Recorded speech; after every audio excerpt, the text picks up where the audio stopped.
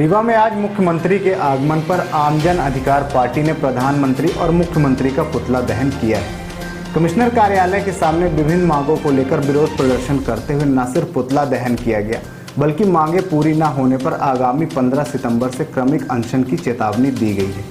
इस विरोध प्रदर्शन में शामिल आम जन अधिकार पार्टी के पदाधिकारी रंजन गुप्ता ने जानकारी देते हुए बताया कि मध्य प्रदेश की सरकार छात्र, नौजवान और किसान हर वर्ग को छलने का काम कर रही है।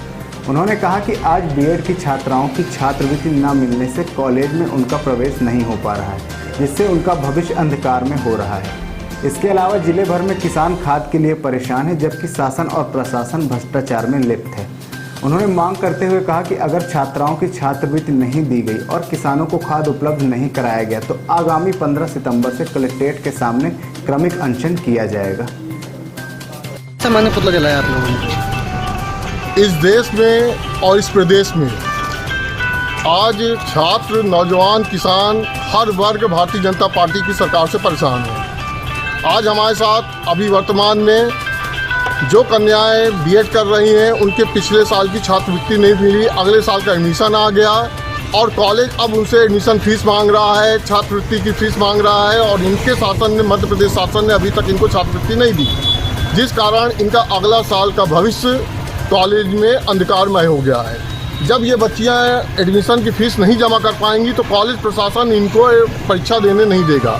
ये जितनी भी इस तरह पूरे मध्य प्रदेश में, हम आपको रीवा जिले के बताते हैं, करीब 10 कॉलेज ऐसे हैं जहां पे अभी एसटी, एससी, ओबीसी वर्ग को छात्रवृत्ति नहीं मिल पाई है।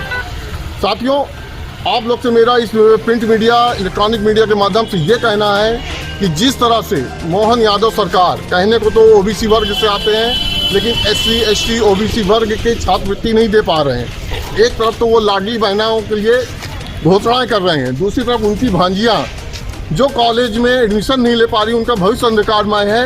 ये पूरी तरह से द्वापर युग के उस कृष्ण के समय की याद दिलाते हैं जब कंस अपनी बहन को कैद करके उनके भांजे कृष्ण और बलराम के लिए उनके अधिकार को छीनकर उनको सत्ता से बेदखल करना चाहता था। आज पूरा का पूरा वही युग चल रहा है। इनके इन लाडली बहना की योजना की आड़ में जो इनकी छात्रवृत्ति नहीं दी जा रही, इनके भविष्य के छात्र खिलवाड़ किया जा रहा है। आने वाले समय में यही छात्र, यही छात्राएं, यही भांजे, यही भांजियाँ इनके सत्ता के विनाश का कारण बनेगी। इस निकम्मी सरकार को हटाने का कारण ये भांजे और यही छात्र छात्राएं बनेंगी। जय हिंद साथियों। आज सीएम रीवा आए हुए हैं और आप पुतला किससे लाए हैं? देखिए, हम लोग ने प्रशासन को, शासन को पहले भी सूचना दी कि इनकी छात्रवृत्तियाँ इनको दिलाया जाए, किसानों को खाद समय पर उपलब्ध कराया जाए, लेकिन शासन प्रशासन सिर्फ और सिर्फ भ्रष्टाचार में व्यस्त है। ये लगातार अपने भ्रष्टाचार में संलिप्त हैं। इनको न बच्चों के भविष्य से मतलब है, न किसानों के समस्याओं से मतलब है।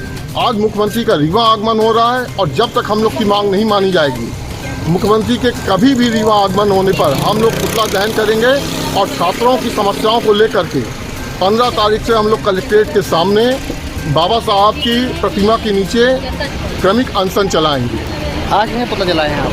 आज हम लोग ने मोहन यादव जी का पुतला फूका है, मोदी जी का पुतला फूका है कि अगर आप हम लोग की समस्याएं नहीं सुनते हैं तो मजबूरी में हम लोग आपके पुतला नहीं, इस सरकार को भी उखाड़ने का काम करेंगे। क्या नाम है आपका, किस पद में? रंजन गुप्ता, आम जन अधिकार पार्टी।